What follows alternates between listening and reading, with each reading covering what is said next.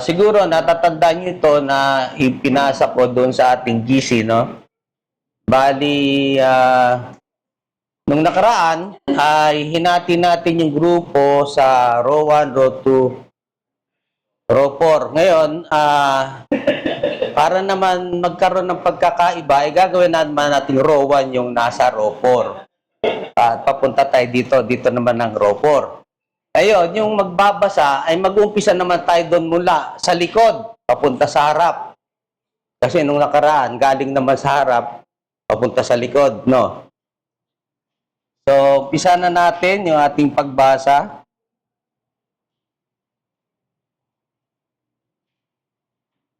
Ngayon, may mga tanong yan dyan na kung saan nakalagay dyan, yung ayon sa balangkas ng aralin, ano-ano ang makikita ninyo ng mga salita na nagpapakita palatandaan ng mga paksa? Ibig sabihin, ano yung mga salita na nagbibigay ng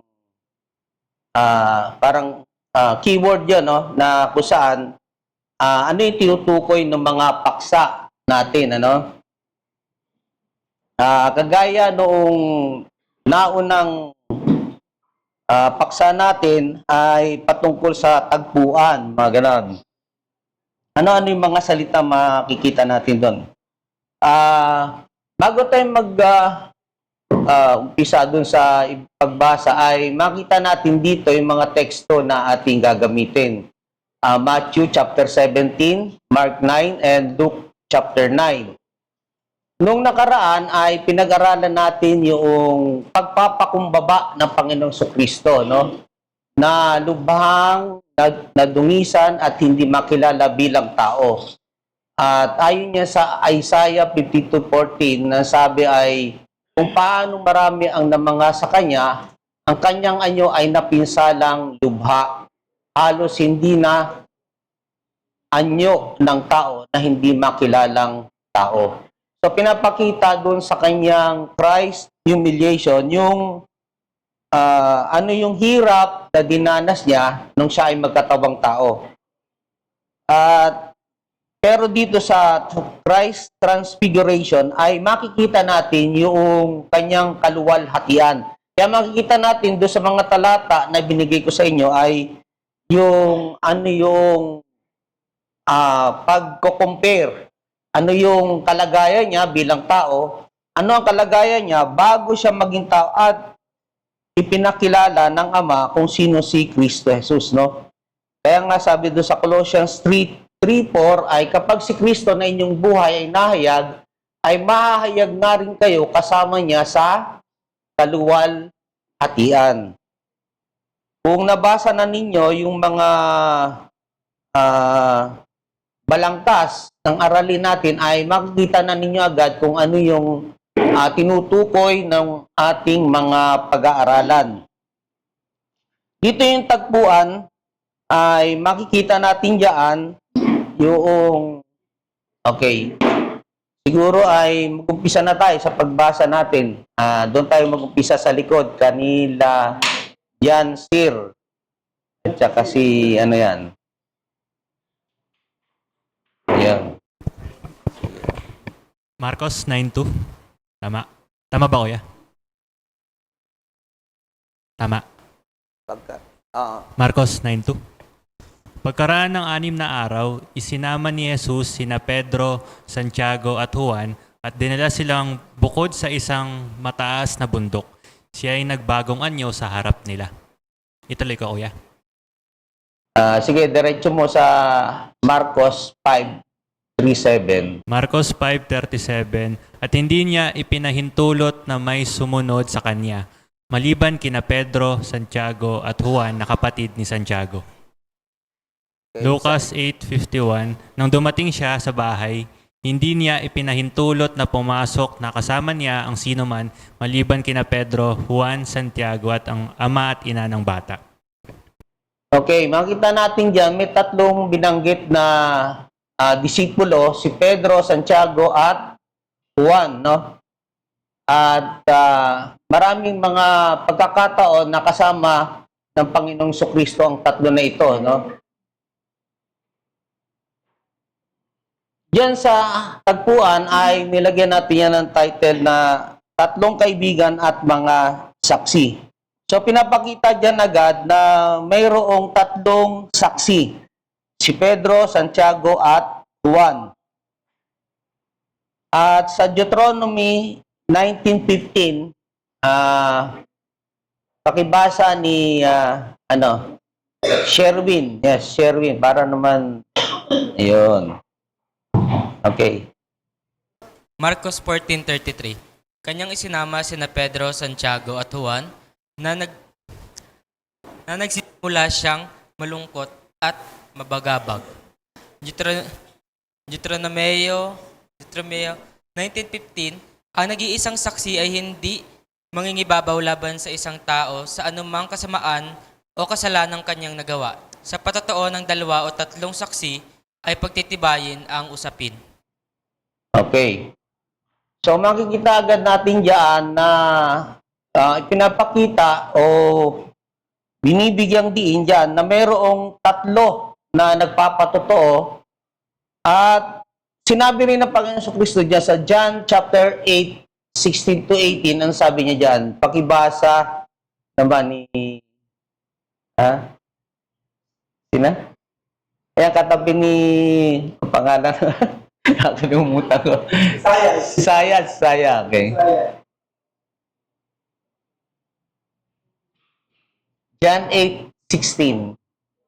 Hanggang 18 po. Sige.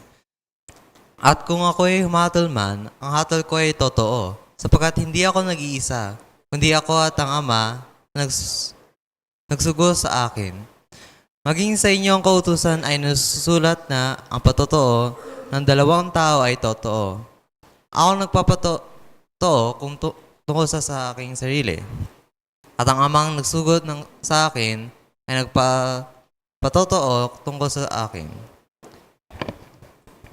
Ito ang ikatlong pagkakataon na ako ay darating sa inyo.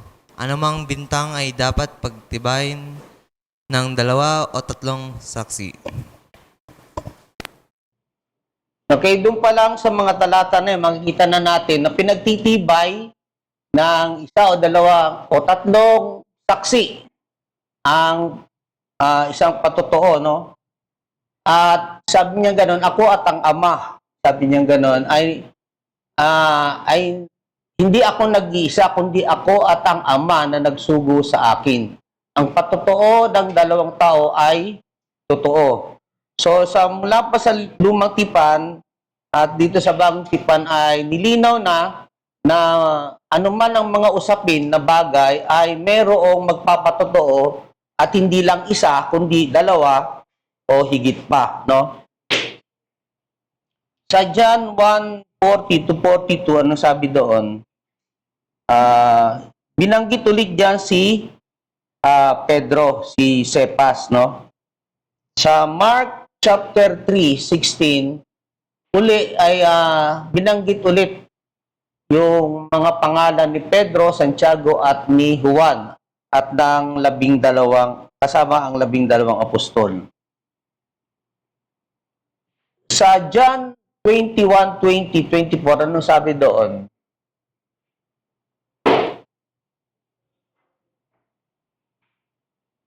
Okay, pakibasa ni sino na susunod? Ayan, si Julio.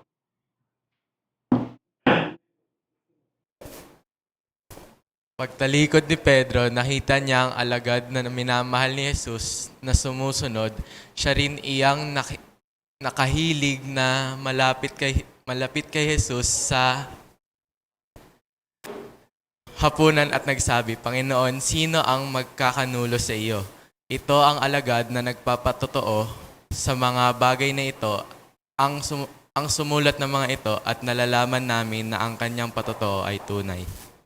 Okay, ayon doon sa mga balangkas ng aralin, ano-ano makikita natin ng mga salita na nagpapakita ng palatandaan sa paksa?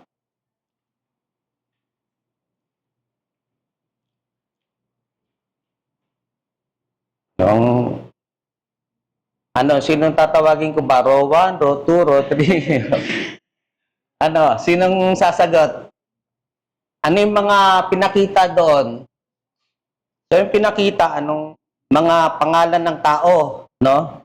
Si Pedro, si Juan, at saka si Santiago. Okay. Bakit nagkagano na siya? Ay, bakit nawala yung isa? May nawala. May nawala na text. So, dun sa mga nakita natin ay may nagpapatotoo dito hindi lamang isa kundi tatlo bilang matibay na katibayan kung ano ang tunay na kalagayan ng Panginoong Hesus. Ito rin ay ayon sa mga batas at katwiran tungkol sa tumatayong mga saksi. Ibig sabihin, ano ang kahalagahan nitong setup na ito, itong paunang salita, magmula dun sa chapter 17 verse 1 to 3. Makikita natin doon yung kahalagahan na yung mangyayari sa Panginoong Kristo ay hindi hindi isang katang isip lang. Makikita natin yan mamaya habang pinag-aaralan natin yung iba pang mga talata. So, dito makita natin yung kahalagahan na mayroong nagpapatotoo, no? Kaya yun yung pamagat ng ating unang paksa, yung tagpuan. So, dun sa tagpuan na yon, hindi lamang ito isang, ayon nga sa sinabi ni Pedro, ang kapahayagan ng Diyos ay hindi ginawa o nilikha ng sarili nating pag-iisip, kundi ito ay ayon sa paghahayag ng Diyos. Ito ay kasama doon sa patutuo nila, no?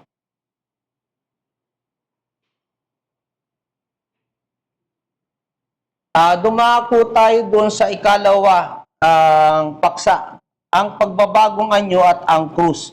Dito ay makikita natin kung ano yung pagkakaiba ng kaluwalhatian at doon sa paghihirap na dinanas ng Panginoong Kristo. Sabi dito sa Matthew chapter 17, no, nahayag ang kaluwalhatian sa bundok ng Hermon. Ngunit siya ipinako sa kahihiyan sa burol ng Golgotha, no? Yung salitang nagbagong anyo,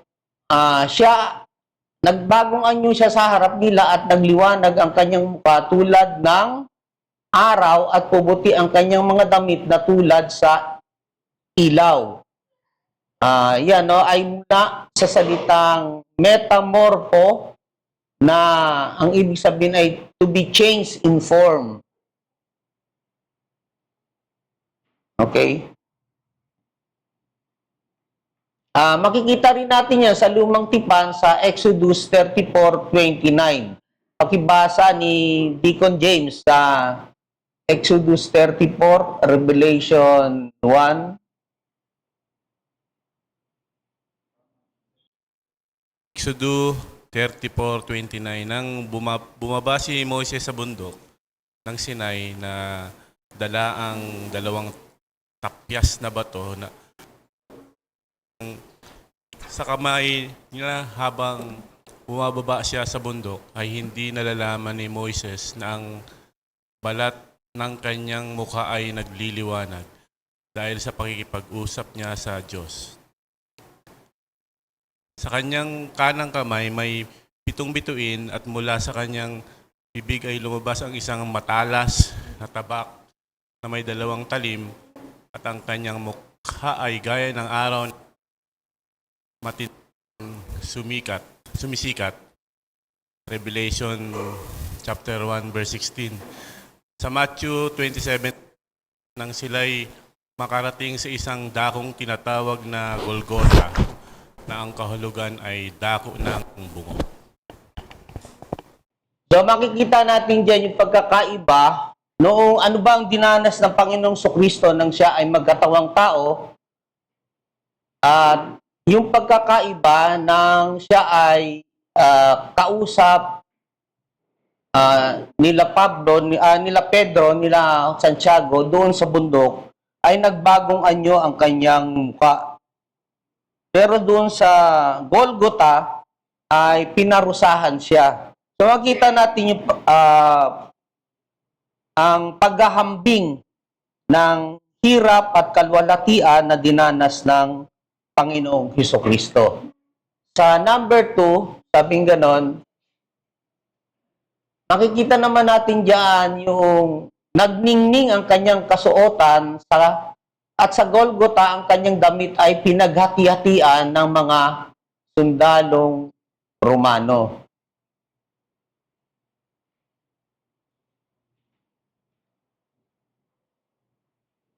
Pakibasa yung Luke 9:31-32. Sino naman ang diyan?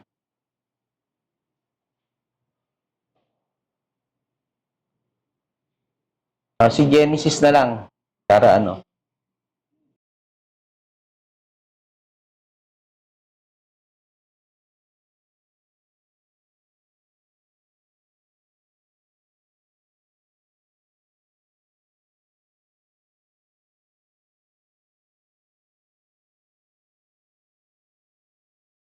Sa bundok, nangniningning ang kanyang kasuotan, Matthew 17 verse 2. Sa Golgotha, ang kanyang damit ay pinaghati-hatian ng mga sundalong Romano, Mateo 27 verse 25. Matthew 7 verse 2, at pumuti ang kanyang damit na tulad sa ilaw. At ang word doon doxa, glory, splendor, divine radiance. Luke 9:31 verse 32, at ito yung sinabi sa 31-32 na nagpapakita sa kaluwatian at nag-usap tungkol sa pananaw niya na malapit na kanyang katuparan sa Jerusalem. Si Pedro at ang kanyang mga kasamahan ay nakatulong ng naghimbing, subalit nang sila'y nagsising ay nakita nila ng kanyang kaluwalhatian at ang dalawang lalaking nagkatayong kasama niya. Pause yung Greek word, the light. Jesus' face shone like the sun. Matthew 17 verse 2, connecting to divine brightness in Exodus 34-39 as allusions to Revelation 1 verse 16. So diyan sa bundok ay nakita naman yung pagniningning ng kanyang kasuotan, ngunit sa paghihirap niya sa Golgotha ay pinaghati-hatian naman ang kanyang mga damit, no? Ang binibigyan din diyan yung kaluwalhatian, yung doxa kung tawagin, no? The divine radiance. Makikita natin doon sa Matthew 25, pinaghati-hatian yung kanyang damit, no? Bilang katuparan din sa mga hula mula sa lumang tipan. Sa pangatlo, ano naman, sa bundok, sina Moises, okay? Pakibasa naman dito sa likod, sino naman nandiyan dyan? Sige, si Jerwin ba yan? Jerwin?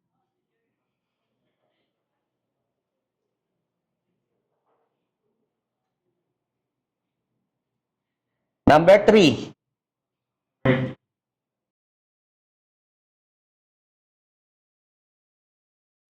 Number 3, sa bundok sina Moises na kumakatawan sa kautusan at si Elias na kumakatawan sa mga propeta ay maringal na kasama ni Jesus. Mateo 17:3, sa krus, dalawang magnanakaw ang nakapako sa kanyang tabi na nanlait sa kanya. Mateo 27:44.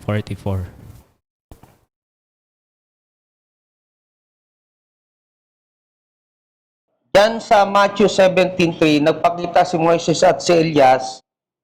Pinapakita diyan yung sa context ay mula sa Deuteronomy 18:15, makita natin na meron diyang sinabi, palilitawin ng Panginoon mong Diyos para sa iyo ang isang propeta na gaya ko mula sa iyong sariling mga kapatid, sa kanya kayo makinig. So sa lumang tipan pa lang ay nilinaw na kung ano si Kristo Jesus, no? Siya ay isang propeta na lilitaw gaya ni Moises.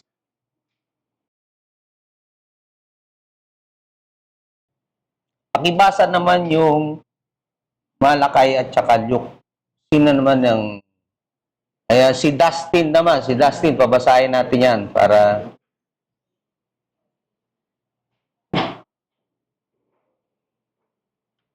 Narito susuguin ko sa inyo si Elias na propeta bago dumating ang dakila at kakilakilabot na araw ng Panginoon.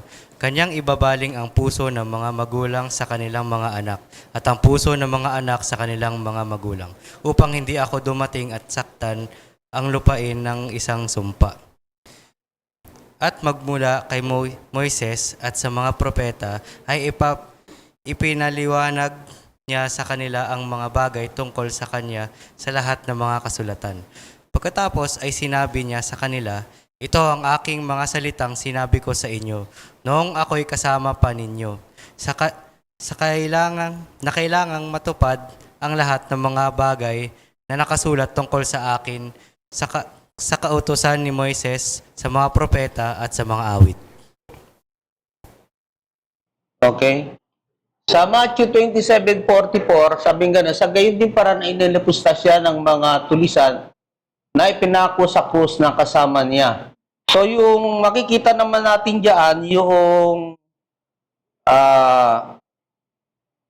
may dalawang bundok na tinukoy diyan, no? Yung isang bundok ay sa kaluwalhatian niya at yung isang bundok naman ay para sa kanyang paghihirap, di ba? So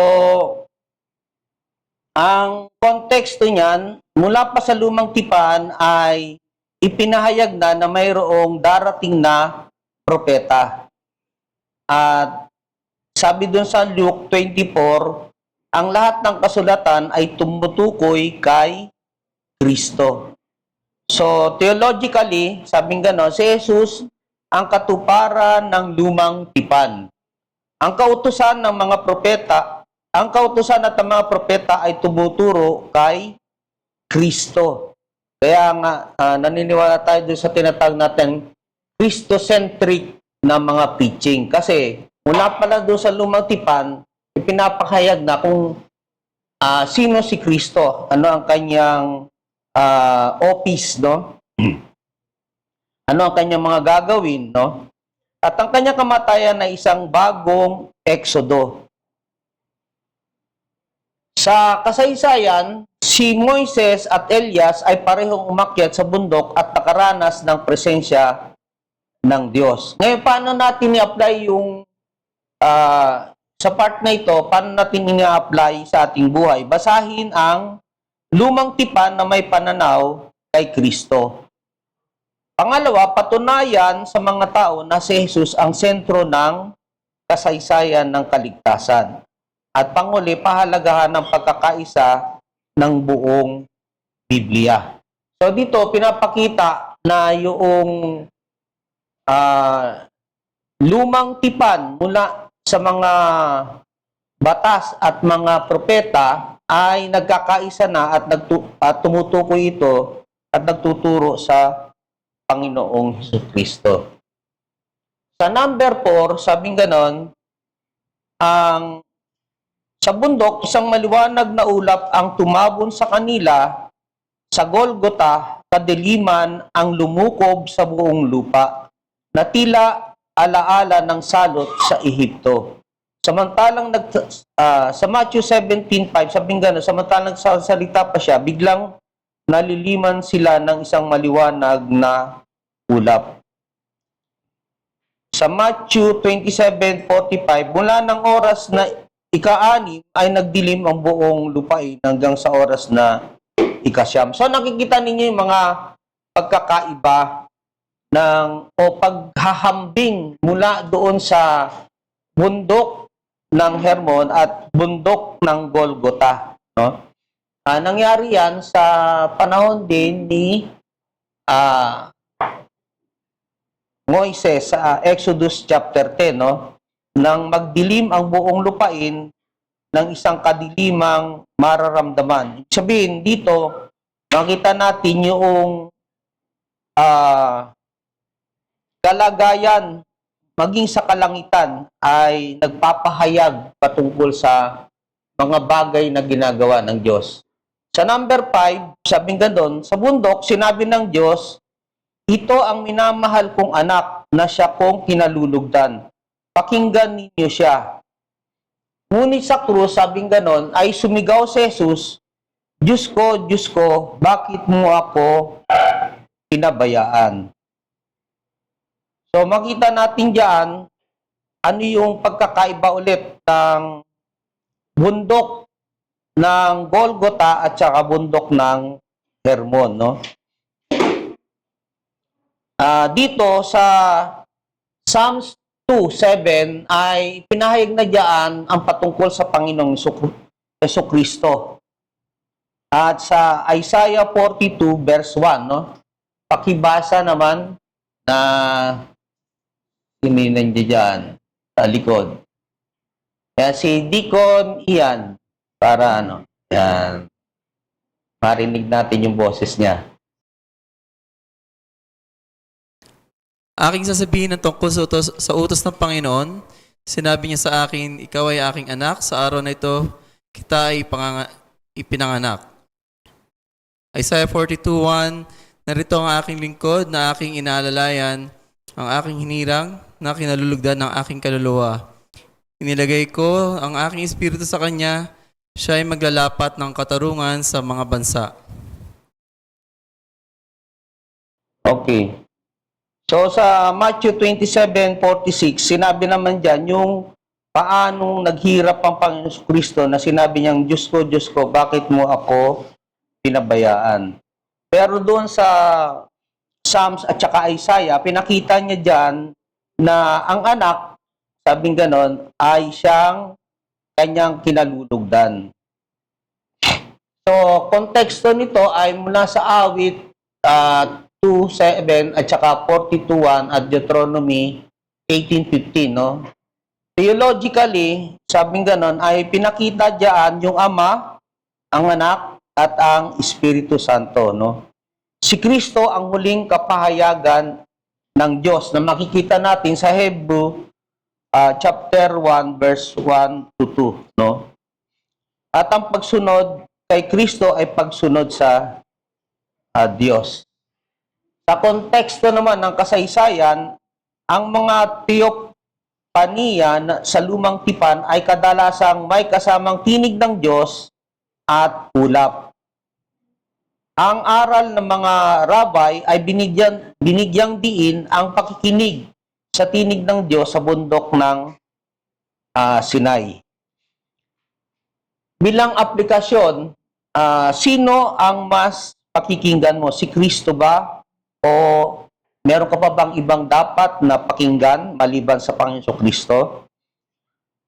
Pangalawa, ang tunay na Kristiyano ay tagapakinig at tagasunod ni Kristo. At ang pangatlo, turuan ang iyong anak na pakinggan si Jesus higit sa lahat.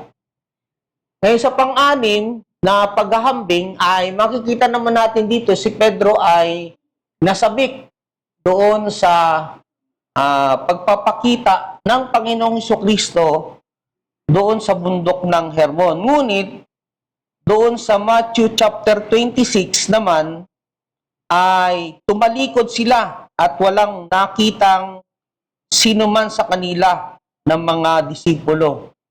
At ito ay binigyang hula doon sa Zechariah 13 na ang sabi doon ay, gumising ka o tabak laban sa pastol ko at laban sa lalaking kasama ko, sabi ng Panginoon ng mga hukbo. Saktan mo ang pastol upang ang mga tupa ay mangalat at aking ipipihit ang aking kamay laban sa maliliit. So makita natin diyan kung ano yung mga nangyari sa Panginoon Kristo na pinaghambing yung paghihirap at yung kanyang kaluwalhatian. So masasabi natin diyan na ang mababang kalagayan ay nagdudulot ng pangamba sa mga seguridad ng buhay. Ngunit ang kadakilaan ng kalagayan ay nagdudulot ng seguridad ng buhay, no? Ngayon makikita naman natin yung ano naman ang kaugnayan ng krus at ang kalwalhatian nito na ipinakita doon sa bundok ng Hermon, no? Sabi diyan sa Philippians chapter 2 verse 6 na bagamat siya ay nasa anyo ng Diyos, hindi niya itinuring ang pagiging kapantay ng Diyos na isang bagay na dapat panghawakan, kundi hinubaran niya ang kanyang sarili at kinuha ang anyo ng alipin at naging katulad ng tao. At palibhasa ay natagpuan sa anyo ng tao, siya ay nagpakababa sa kanyang sarili at naging masunurin hanggang sa kamatayan, maging kamatayan sa krus. Kaya siya naman ay tinaas ng Diyos at siya ay binigyan ng pangalang higit sa lahat ng pangalan upang sa pangalan ni Jesus ay lumuhod ang bawat tuhod sa langit, sa lupa at sa ilalim ng lupa at ipahayag ng bawat dila na si Jesucristo ay Panginoon sa ikaluluwalhati ng Ama. So, diyan pa lang makikita na natin kung ano yung pagpapakababa ng Panginoong Jesucristo na binigyan naman ng paghahambing doon sa kaluwalhatian na naganap sa bundok ng Hermon.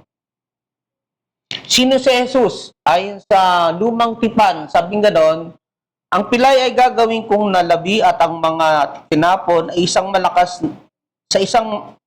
malakas na bansa at ang Panginoon ay maghahari sa kanila sa bundok ng Sion mula ngayon hanggang sa walang hanggan. At yan, binanggit sa Hebrews 12:22, sabing ganon, subalit kayo lumapit sa bundok ng Sion at ang lungsod ng Diyos na buhay sa makalangit na Jerusalem at sa mga di mabilang na anghel sa isang masayang pagtitipon. At ganon din sa Revelations 14:1, pinakita doon yung kung ano ang kordero na nakatayo doon sa bundok ng Sion, no? So muli makita natin dito yung paghahambing. Sa bundok, sabing ganon, tinalakay ni Jesus ang kanyang paglisan o yung departure. At sa pagbaba ay sinabi niya sa mga alagad ang kanyang mga tiyak na pagdurusa. Sa Luke chapter 9 verse 31 na nagpakita ng kaluwalhatian at nag-usap tungkol sa pagpanaw niya na malapit na niyang isakatuparan sa Jerusalem. So ang salitang departure dito ay yung kanyang kamatayan doon sa krus. Yun ang tinutukoy dyan sa Luke chapter 9 verse 31. Yung sinabi doon na exodo, no? Exodon.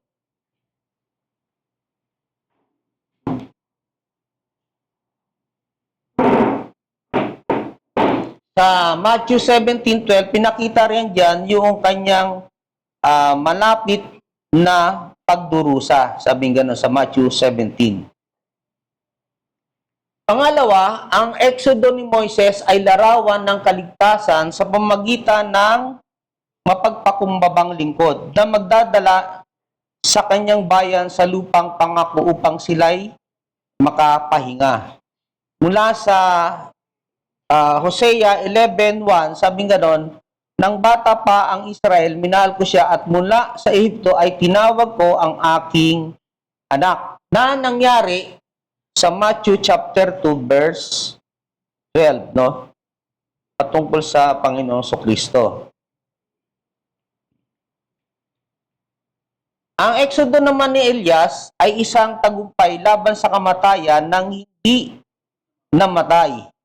Ay tumutukoy sa ikalawang Exodo ni Kristo sa kaligtasan sa pamamagitan ng kamatayan at muling pagkabuhay. At kahanga-hanga na kahit sa kanyang kaluwalhatian ay hindi nalimutan ni Jesus ang kanyang kamatayan naunawaan niyang ang krus at kalwalatian ay dalawang muka ng iisang barya.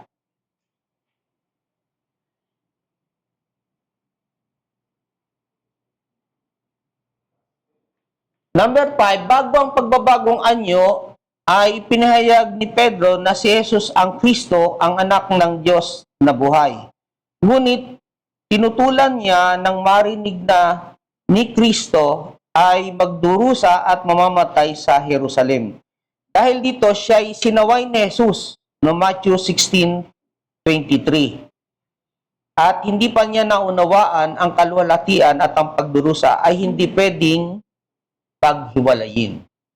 So makikita natin doon sa mga talatang yan na pinagkukumpara kung ano ba yung kalwalhatian at kung ano yung pagdurusa na daranasin ng Panginoong Hesukristo. Dito, natutunan ni Pedro ang tunay na pagsunod kay Kristo ay nangangailangan ng pagtalikod sa sarili at pagdadala ng sariling krus araw-araw. Number 7, bago makyat sa bundok ng pagbabagong anyo, sinabi ni Jesus, katotohanan ng sinasabi ko sa inyo, may ilan sa inyo na naririto na hindi makakatikim ng kamatayan hanggang sa makita nila ang kaharian ng Diyos na dumarating na may kapangyarihan. At ito ay naganap sa panahon ng Pentecostes, no? Ngayon sa ika-4 na paksa ay makikita naman natin dito na kung papaanong sinagot ng Diyos ang panalangin ng Moises. Ano ba yung panalangin ni Moises? Sabi niya, gusto niyang makita ang mukha ng Diyos, no? Ngunit dito ay hindi niya makita ang mukha ng Diyos. Mula sa Exodus 33, 18 to 23, makikita natin diyan na walang tao na makakita ng kanyang mukha at mananatiling buhay, no? Pero sa bundok ay nakita natin na si Moises ay mukhaan niyang nakita sapagkat naroroon ang Panginoong Hesukristo na siyang larawan ng hindi nakikita na Diyos. At sa Hebrews 1:3 ay siya ang sinag ng kalwalatian ng Diyos at wangis ng kanyang kalikasan. Okay, sa ika-5, sabing ganon, ano yung pahayag na narinig doon sa bundok ng Hermon? Okay, pakibasa yung Luke 9 at saka 2 Peter 17. Sino na dyan? Si Alan. Yan, si Alan naman. Para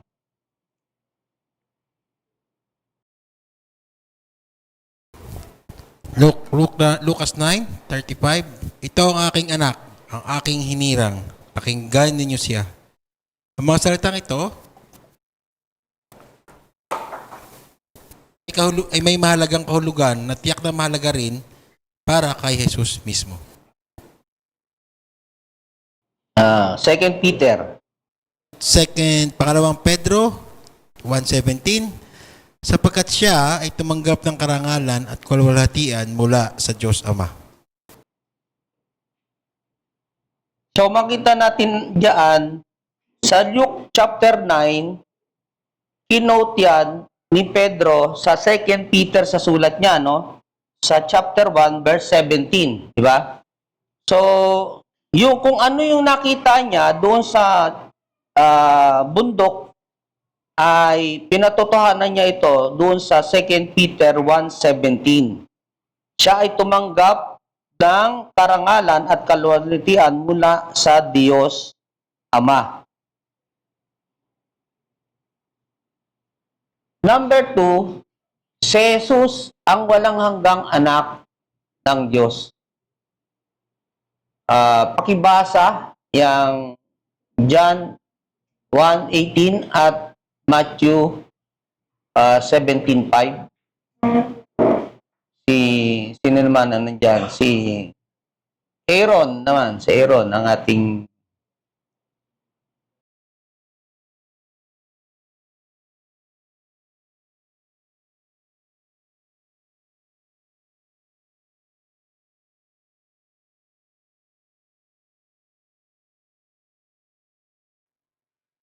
Walang sino mang nakakita sa Diyos kailanman. Ang bugtong na Diyos na nasa piling ng Ama, siya ang nagpakilala sa Kanya. okay. Matthew 17:5. Ito ang minamahal kong anak na siya kong lubos na kinalulugdan. Pakinggan ninyo siya. So makita natin dyan, si Jesus ang walang hanggang anak ng Diyos. Ang anak na nasa harapan ng Ama ay hayagang ipinahayag ng Ama bilang kanyang kinalulugdan. Bakit kinalulugdan ng Ama si Jesus? Pakibasa naman yung John 8:29, 10:17 at saka 5 verse 10. Si Sir naman, para yun. John 8:29.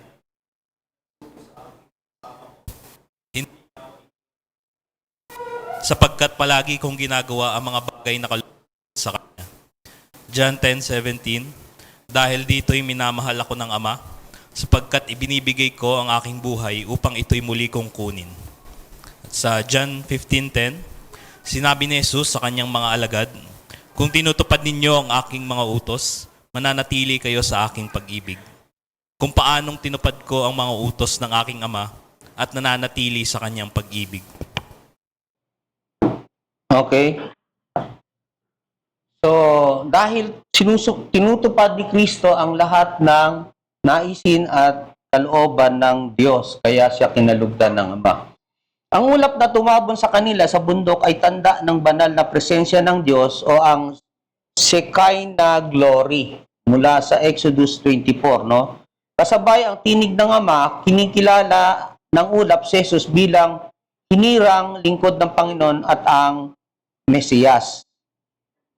Ang mga salitang ito ay tuwirang paggunita sa sinabi ni Moises sa Deuteronomy 18:15 na ang isang propeta na gaya ko, siya ang inyong pakinggan.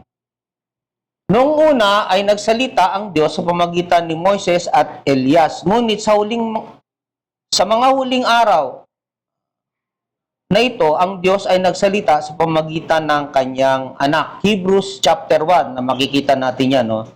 Dahil dito, dapat natin pakinggan si Kristo, siya ay higit kay Moises. Kaya nang mawala ang ulap, si Jesus na lamang ang kanilang nakita, hindi sina Moises o Elias.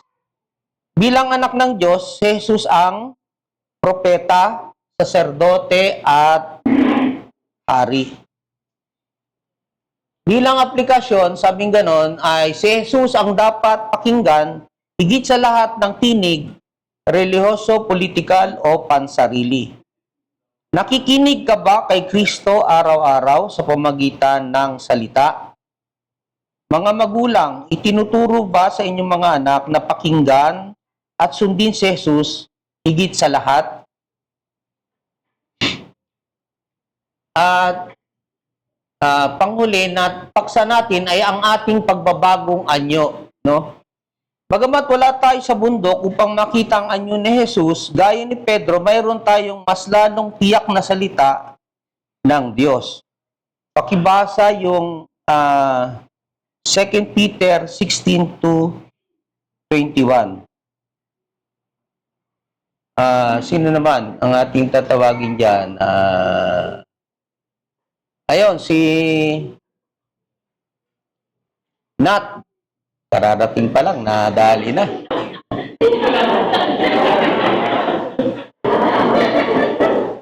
Kala mo, makakaupo na. Kasi,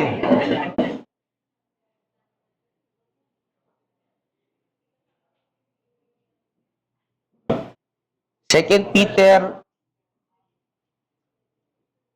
hindi yata nakalagay yan dyan.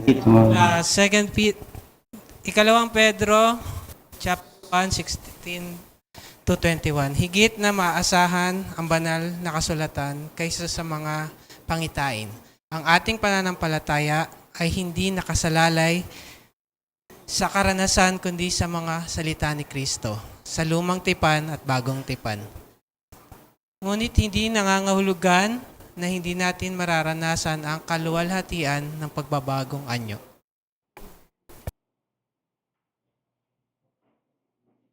Parang hindi yan nakalagay dyan. 2 Peter 1:16.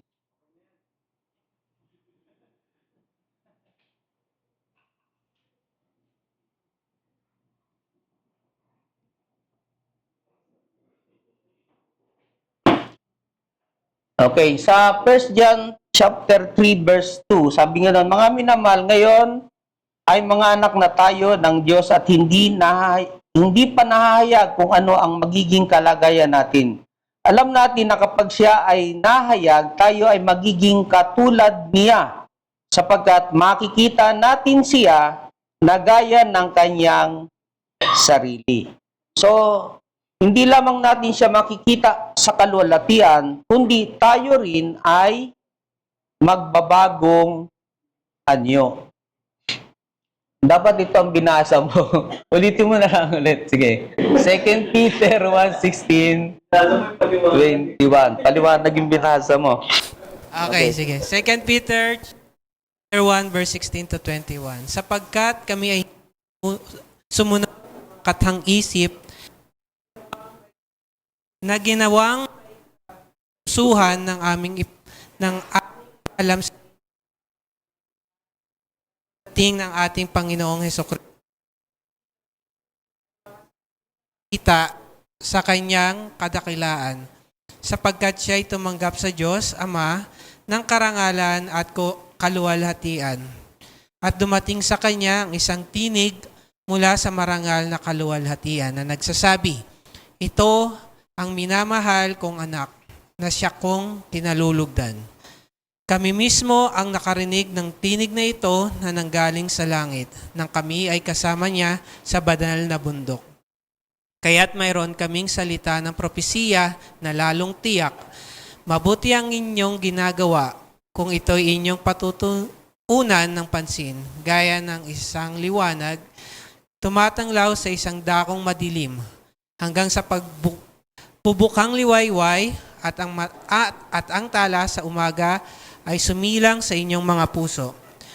Una sa lahat, dapat ninyong malaman ito na walang propesiya ng kasulatan na nagmula sa pansariling pagpapakahulugan, sapagkat walang propesiya na dumating kailanman sa pamamagitan ng kalooban ng tao, kundi ang mga taong inudyukan ng Espiritu Santo ay nagsalita mula sa Diyos.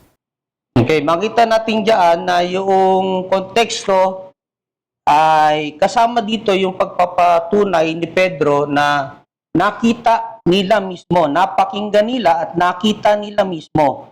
Kaya yung kaluwalhatian na tinutukoy natin sa ating paksa ay nakita nilang mismo yung tinatawag na marangal na kaluwalhatian. No? Nagpapakita ng kadakilaan ng Panginoong Jesucristo.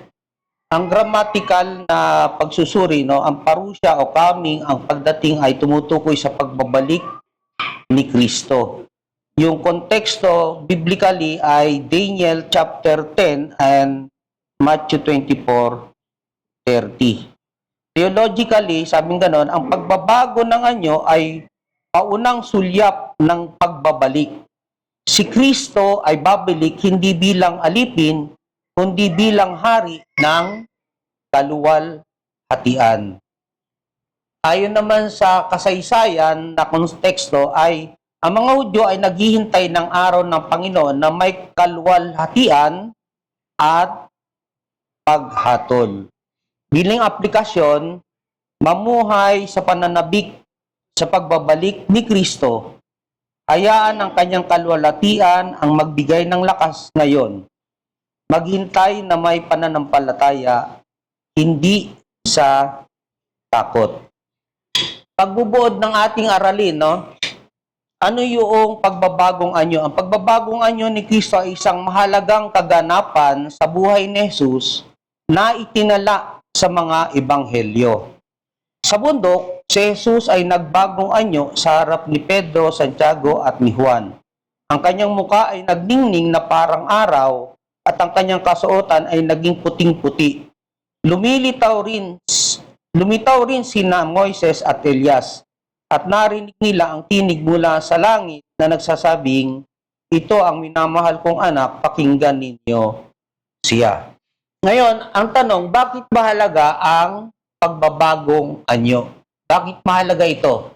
Una, ipinapahayag ang pagka-Diyos ni Jesus. Pinatotohanan nito na si Jesus ay hindi lamang guro o propeta, kundi anak ng Diyos, ganap na Diyos at ganap na tao. Pangalawa, pinagtibay ang kanyang autoridad. Ang tinig mula sa langit ay muling nagkahayag ng pagpapakilanlan ni Jesus at iniutos sa mga alagad, "Pakinggan ninyo siya." Ibig sabihin, si Jesus ay higit pa sa mga tagapagturo noon. Pangatlo, pinalakas ang pananampalataya ng mga alagad. Malapit na ang pagpapapako ni Jesus sa krus, kaya binigyan niya sila ng patikim ng kanyang kalulatian upang magkaroon sila ng pag-asa sa kabila ng darating na paghihirap. Pang-apat, pinagtagpo ang langit at lupa. Ito'y isang banal na sandali kung saan ang kaluwalhatian ng langit ay nahayag sa lupa. Paalala ito na totoo ang kaharian ng Diyos. Panglima, katuparan ng batas at mga propeta. Sina Moises, kumakatawan sa batas, at Elias, kumakatawan sa mga propeta, ay lumitaw upang ipakita na si Jesus ang katuparan ng buong kasulatan. Paano ito nakakaapekto sa ating buhay? Okay, pakibasa naman ni Brother Aris yung 1, 2, 3 para ano. Paano ito nakakaapekto sa ating buhay? Kung ikaw ay naniniwala, isa, tinatanggap mong Diyos si Jesus. Siya ang pundasyon ng iyong pananampalataya, karapat-dapat sambahin at sundin. Ikalawa, nagkakaroon ka ng pag-asa sa gitna ng paghihirap. Tulad na ipinakita sa mga alagad, may kaluwalhatian sa kabila ng krus. Ikatlo, nakikinig ka sa kanyang tinig. Ang tunay na pananampalataya ay sinusunod ang kanyang mga aral. Ituloy ni Brother June, number 4, 5. Oh, bakit? Hindi kaya daw ng mata. Si Dennis na lang. 4, namumuhay ka na may paningin sa kawalang hanggan. Hindi mo inuuna ang pansamantala, kundi ang mga makalangit na bagay. 5, nagpapabago ka sa larawan ni Kristo. Ayon sa 2 Corinthians 3:18, tayo ay binabago sa wangis ni Kristo araw-araw. At tayong lahat na walang talukbong ang muka, na nakikita ang kaluwalhatian ng Panginoon gaya ng isang salamin, ay nababago sa gayunding larawan mula sa kaluwalhatiang tungo sa kaluwalhatian, sapagkat ito ay mula sa Panginoon na siyang Espiritu. Sino pa ba hindi natin natawag dyan? Ayun, si Jason, nasa likod. Kung ikaw ay hindi naniniwala, pakibasa naman. Number 1, si Jesus ay parang karaniwang guro lang. Nawawala ang pagka-Diyos at ang kanyang kaluwalhatian. Pangalawa, walang katiyakan ng buhay pagkatapos ng kamatayan. Kung hindi totoo ang kanyang kaluwalhatian, ang muling pagkabuhay ay hindi rin sigurado. Pangatlo, walang mataas na otoridad na susundin. Ang buhay ay maaaring nakatuon lamang sa sariling kagustuhan o opinyon ng mundo. Ang pang-apat, wala na. At ba natawag na dyan? Sa likod. Ayun, si Kuya Ricky. Hindi yan natawag eh. Sige. Pang-apat, nawawala ang koneksyon sa kabuuan ng Biblia.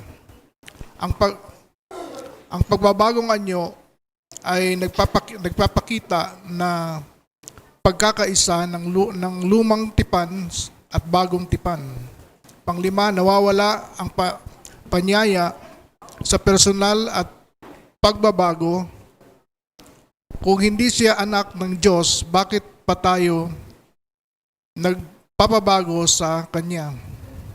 Sa kabuuan, ang pagbabagong anyo ay patunay na pagka-Diyos.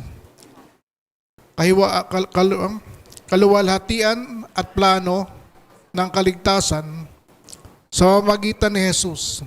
Kung ikaw ay naniniwala, mababago ang inyong pananaw, ugali at pamumuhay.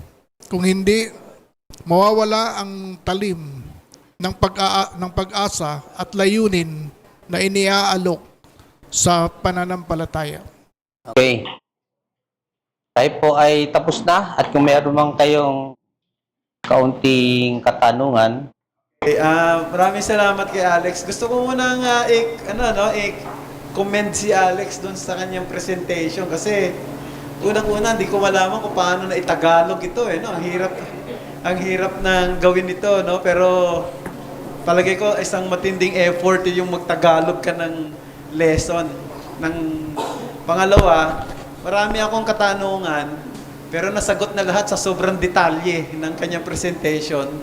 Pangatlo, mas dinaig niya pa talaga si Mark Jones doon sa kanyang presentation. Pero siguro mayroong isang silly question lang. May nagtanong sa akin, you can answer this question or not. Doon sa transfiguration, ano yung pinag-usapan ni Jesus saka ni Moses at saka ni Elias? Wala kasi nakalagay. Baka meron kang idea. Ano kayang napag-usapan? Very silly question.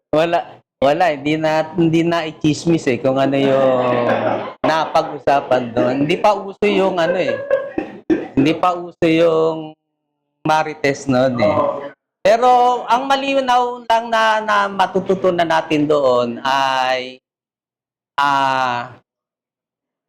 yung tinatawag ni Mark Jones na high, low, high movement. Ibig sabihin, bago siya nagpakababa, naroon muna siya sa kaitaasan. At nang siya ay nagpakababa na, dahil tinupad niya yung kalooban ng Diyos, kinalugdan siya ng Diyos, muli siyang itinaas. Yun yung sinasabi ni Mark Jones na high, low, high movement. No? Hinahanap ko yung sa kung ano bang pinag-aralan sa theology nung high, low, high movement. Hindi ko makita